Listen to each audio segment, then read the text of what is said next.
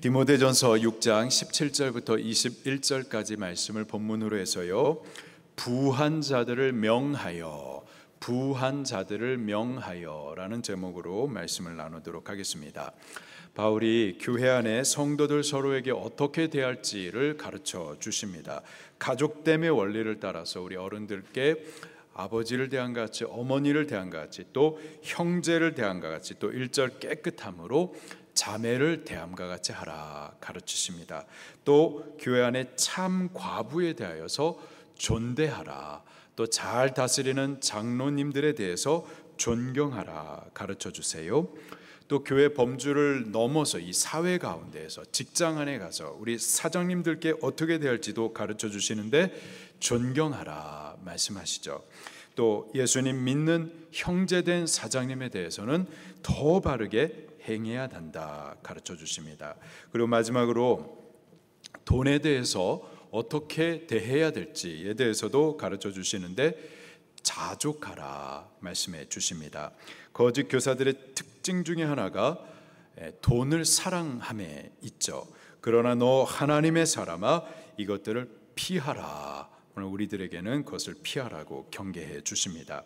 오늘 본문에서 계속해서 이 돈에 대해서 우리가 어떻게 대해야 될지를 가르쳐 주십니다. 특별히 부한 자들, 부자들, 그들에게 명령하십니다.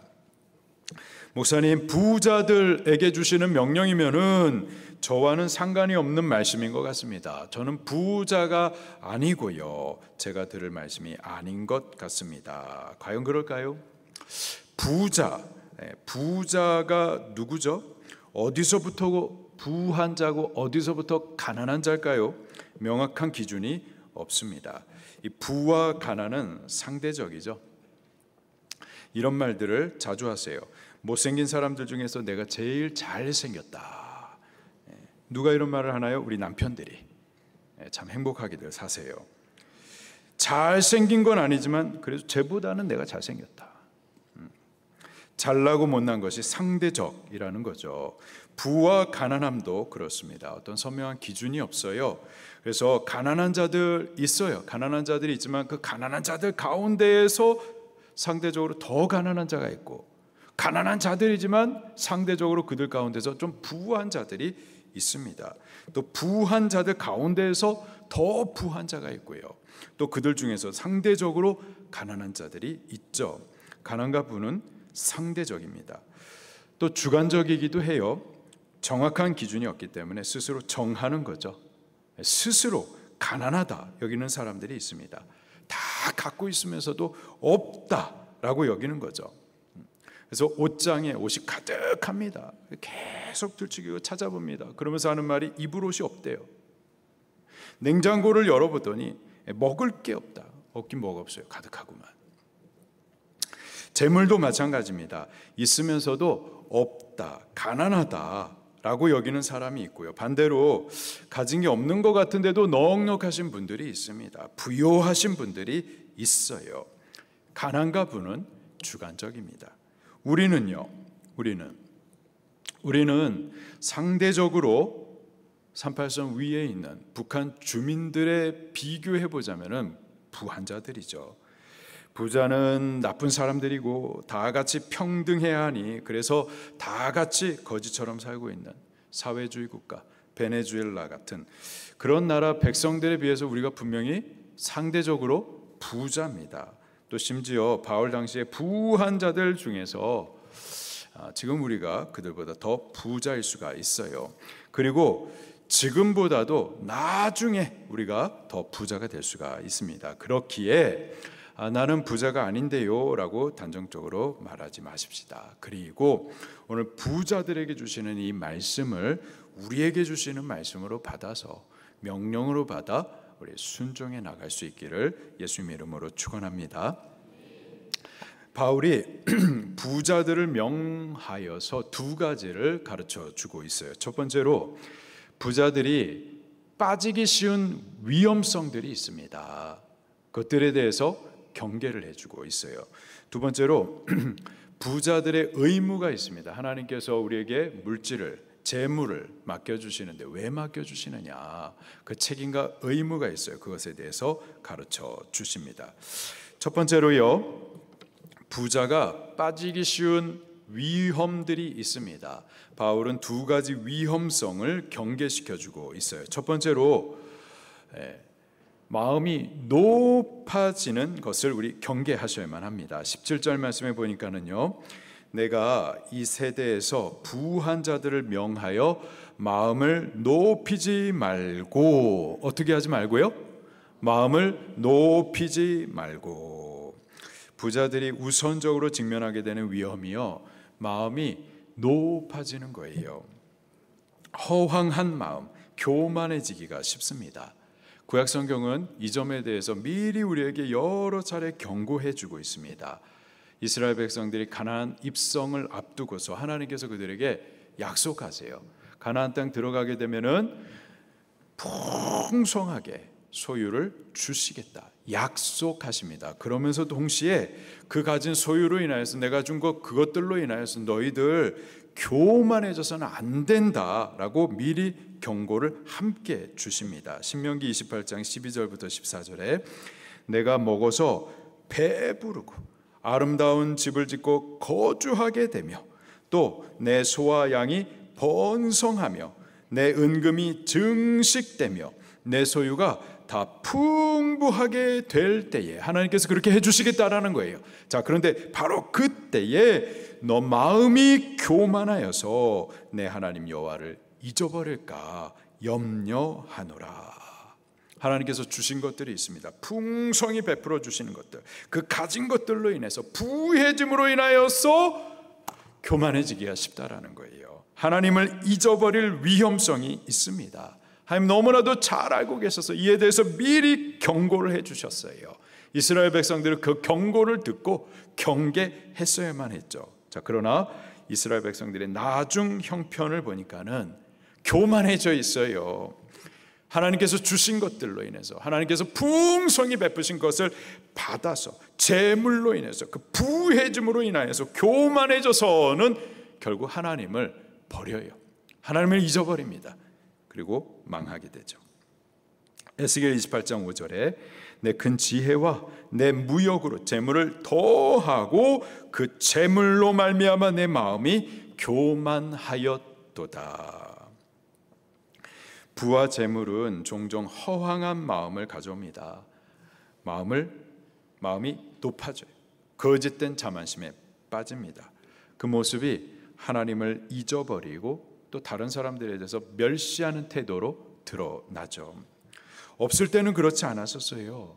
없을 때는 오히려 하나님을 의지했죠. 하나님을 간절히 찾았어요. 겸손했어요. 그런데 부해지면은 이런 위험에 빠지게 된다라는 거죠. 경계하셔야만 하는 겁니다. 바울은 우리의 마음, 재물로 인하여서 높아지기 쉬운 우리의 이 마음에 대해서요, 이렇게 가르쳐 주세요. 로마서 12장 16절에 서로 마음을 같이 하며 높은데 내 마음을 두지 말고 도리어 낮은 데 처하며 스스로 지혜 있는 채 하지 말라. 우리의 마음을 높은 데 두지 말라. 도리어 낮은 데 두라. 교만하지 말고 겸손해야 된다 명령하십니다.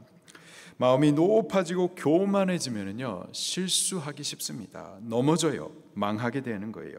잠언서 16장 18절에 교만은 패망의 선봉이요 거만한 마음은 넘어짐의 앞잡이니라. 잠언 16장 5절에 무릇 마음이 교만한 자를 여호와께서 미워하시나니 피차 손을 잡을지라도 벌을 면하지 못하리라. 야고보서 4장 6절에 하나님이 교만한 자를 물리치시고 겸손한 자에게 은혜를 주신다 하였느니라.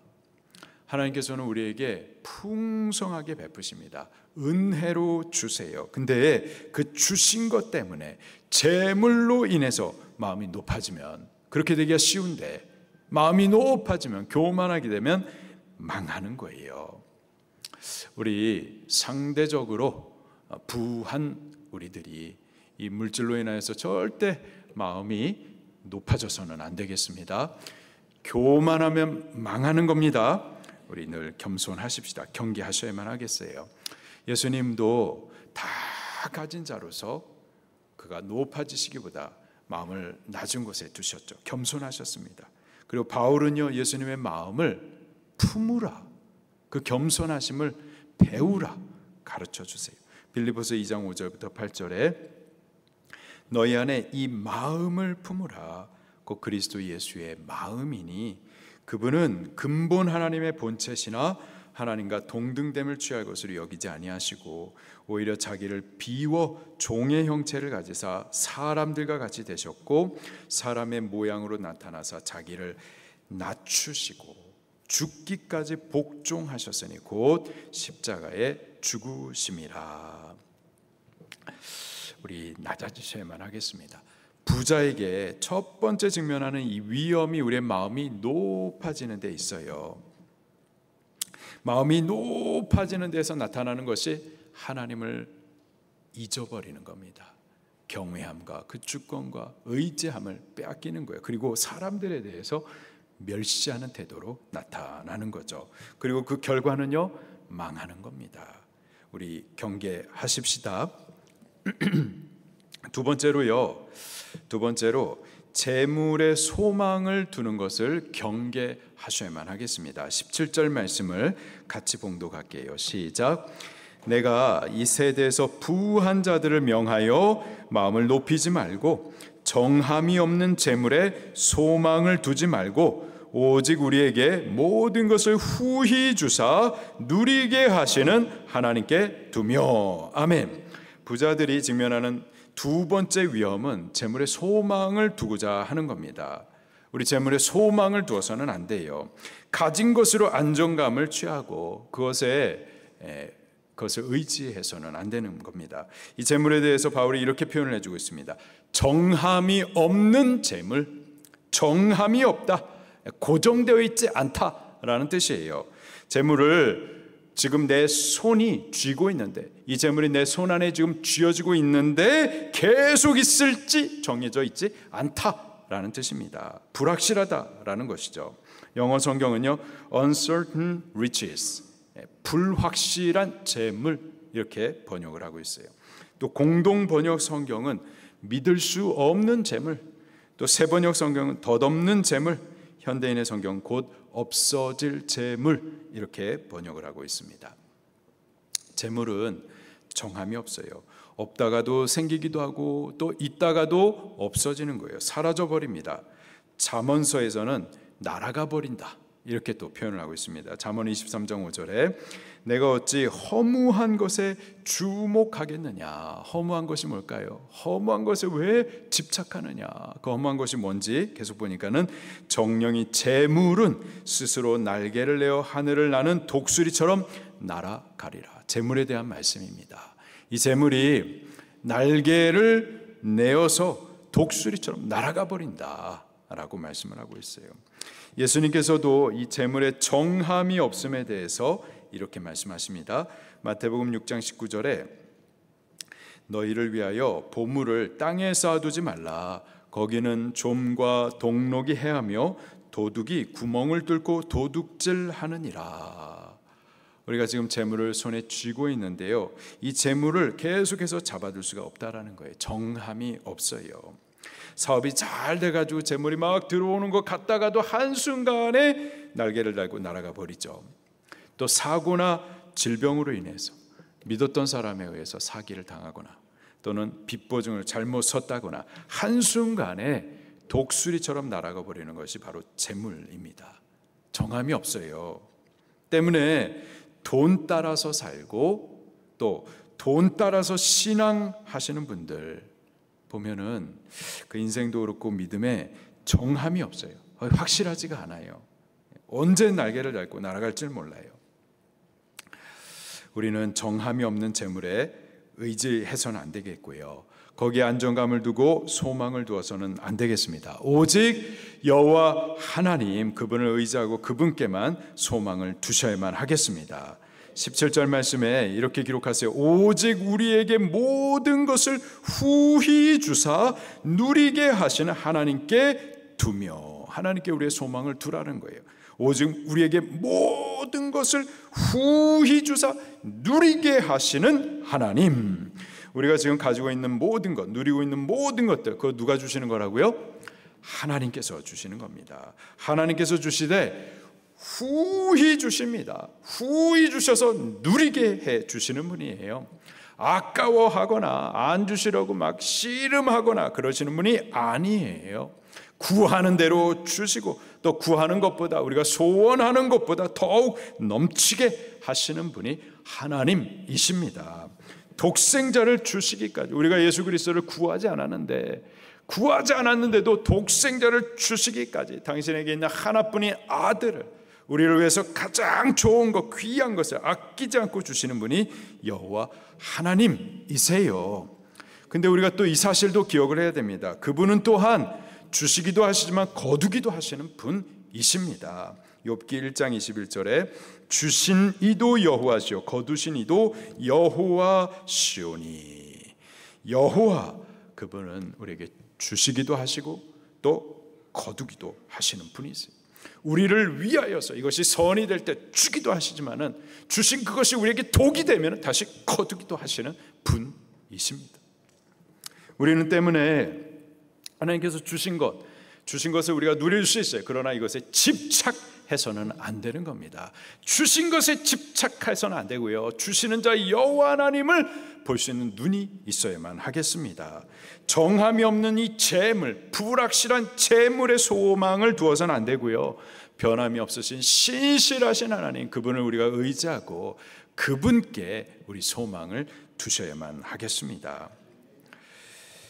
두 가지예요. 부한자가 직면하는 위험성 두 가지를 우리에게 경계해 주고 계십니다. 첫 번째로 가진 것들, 이 재물로 인해서 마음이 높아지기 쉽습니다.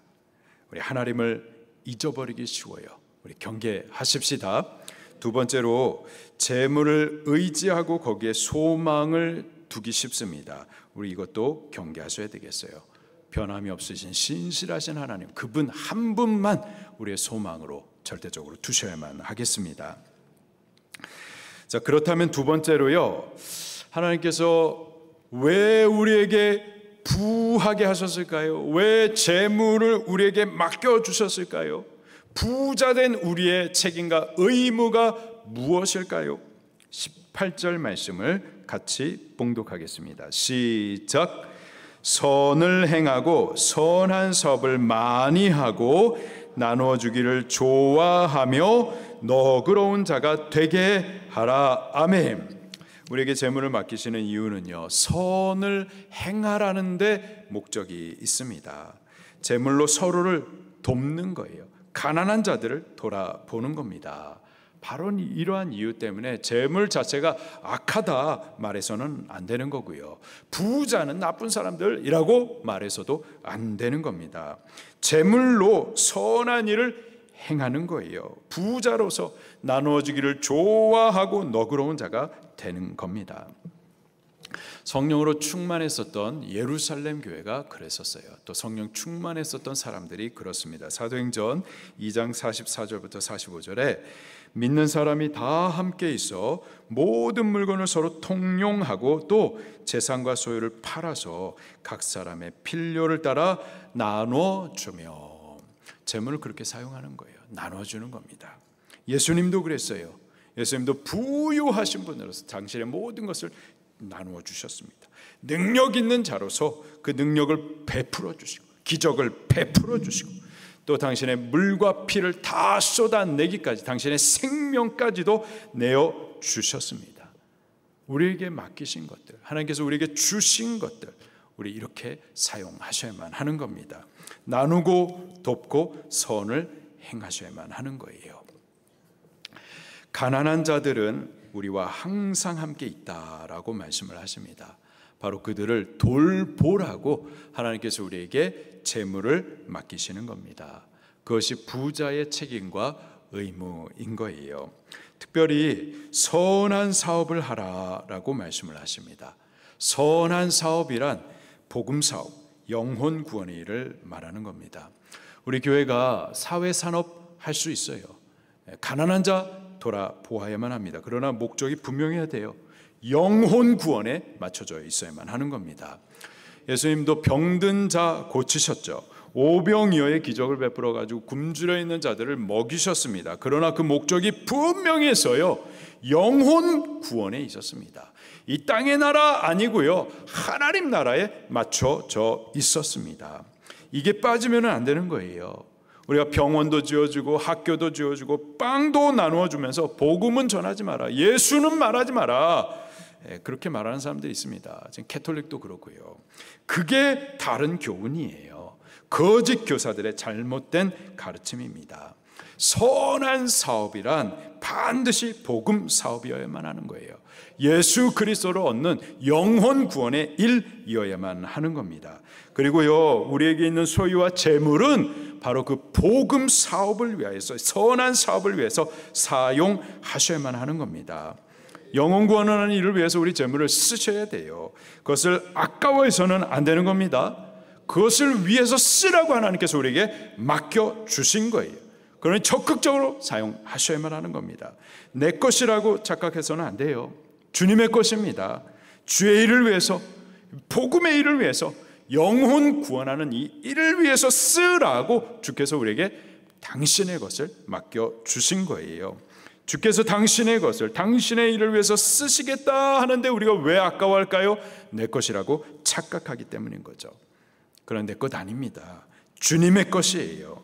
주께서 당신의 것을, 당신의 일을 위해서 쓰시겠다 하면은 우리는 즉시 정직이로서, 주님의 것을 맡은 자로서 주님이 쓰시기 위해서 즉시 내어 드리셔야만 하는 겁니다. 19절 말씀을 함께 읽겠습니다. 시작. 이것이 장래에 자기를 위하여 좋은 터를 쌓아 참된 생명을 취하는 것이니라. 자, 터에 대해서 말씀을 하십니다. 터는 집을 짓는 토대가 되는 기초를 말하죠. 예수님께서 이 터에 대해서 몇 차례 말씀을 하십니다. 마태복음 7장에 모든 사람들은 다 집을 짓는 자와 같다라고 말씀하시면서 두 종류의 사람이 있다라고 말씀하십니다. 터를 무너지지 않는 반석 위에 두는 지혜로운 건축자가 있다. 반대로 모래 위에 짓는 어리석은 자가 있다라고 말씀을 하세요.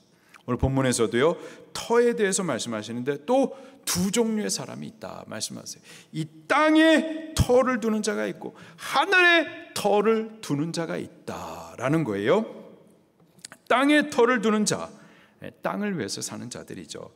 땅에다가 더 넓은 곳간을 세워가지고 재물을 쌓아두려는 자입니다. 반대로요, 하늘에 터를 두는 자, 그는 장래를 위하는 자, 참된 생명을 취하려고 하는 자, 하나님의 나라 영원한 것을 준비하는 자인 거죠.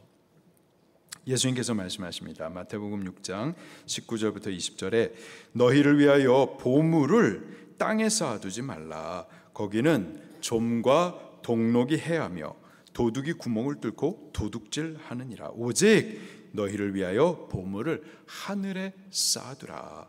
거기에는 좀이나 동록이 해하지 못하며 도둑이 구멍을 뚫지도 못하고 도둑질도 못하느니라.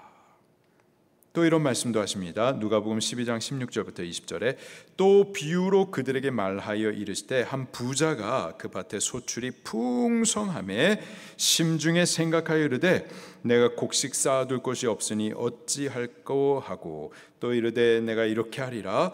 내 곡간을 헐고 더 크게 짓고 내 모든 곡식과 물건을 거기 쌓아두리라.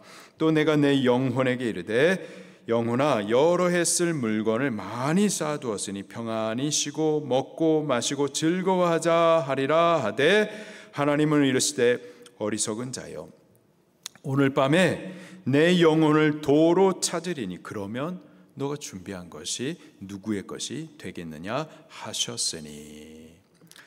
땅의 재물은 정함이 없습니다. 있는 것 같아가도 사라집니다. 그리고 우리의 생명도요, 이 땅에서 영원하지 않아요. 믿음의 사람들은요, 하나님의 계획하시고 지으실 터가 있는 성을 바라는 자들입니다. 우리가 이 땅에 사는 것은요, 이 땅에서 더 많이 가지고 더 오래 살려고 사는 것이 아니라 하나님께서 지으실 터가 있는 성, 영원한 하나님 나라, 참된 생명을 준비하는 삶을 사는 거죠. 어떻게 그렇게 살 수 있을까요? 18절 말씀대로 우리 가진 재물로 선을 행하고 선한 사업을 하며 나누어주기를 즐거워하며 너그러운 자가 되는 겁니다. 그가 장래에 좋은 터를 하늘에 쌓는 자이고요, 참된 생명을 취하는 자입니다. 참 믿음의 사람인 거고요, 그가 물질을 바르게 다스리는 하나님의 종, 참 부자인 겁니다. 우리가 그렇게 됐으면 좋겠습니다. 우리가 이러한 부자들이 꼭 될 수 있기를 예수님 이름으로 축원합니다. 돈의 종이 되어가지고 돈에 끌려다니지 마시고 하나님의 종이 돼서 물질을 다스릴 수 있는 자들이 꼭 되기를 예수님 이름으로 축원합니다. 이제 바울은 디모데 목사에게 마지막 권면과 축복으로 이 편지를 맺습니다. 20절과 21절 말씀입니다. 시작.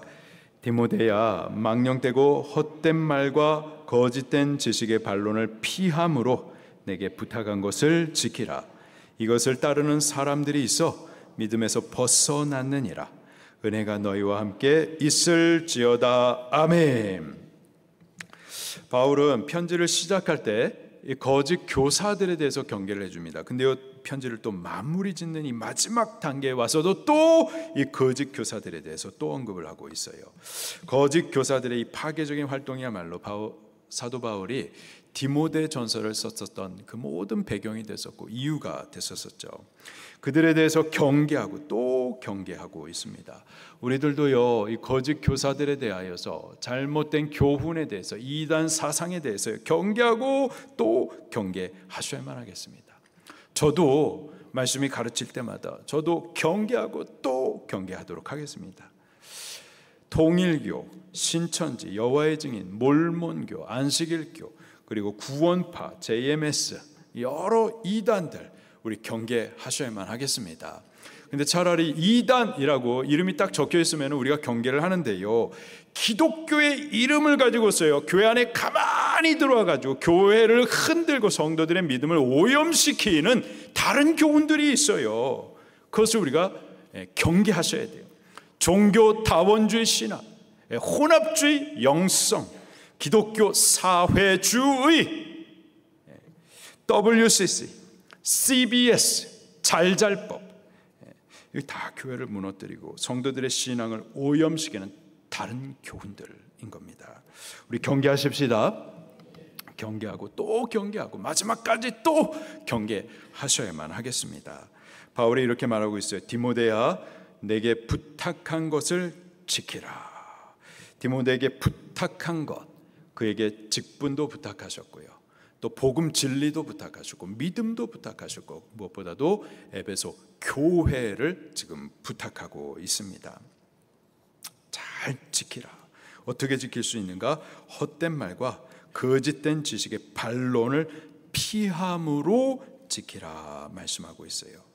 피하는 게 답인 겁니다. 6장 4절부터 5절에서도 이 거짓 교사들에 대하여서 말씀을 해주시는데, 그들은 변론과 언쟁을 좋아하는 자, 투기, 분쟁, 비방, 그리고 다툼을 일으키는 자라고 소개를 해주고 있습니다. 교만하여서 듣기를 원치 않는 그들과 변론하고 언쟁하는 거 아무런 유익이 되지 못해요. 그냥 피하는 것이 답인 겁니다. 오늘 우리들도요, 우리에게 허락해 주신 우리 수지 방주교회를 끝까지 거룩하게 잘 지켜 가십시다. 그리고 우리 각 사람의 신앙과 맡겨주신 사명과 직분들 오염되지 않도록 잘 지켜내십시다.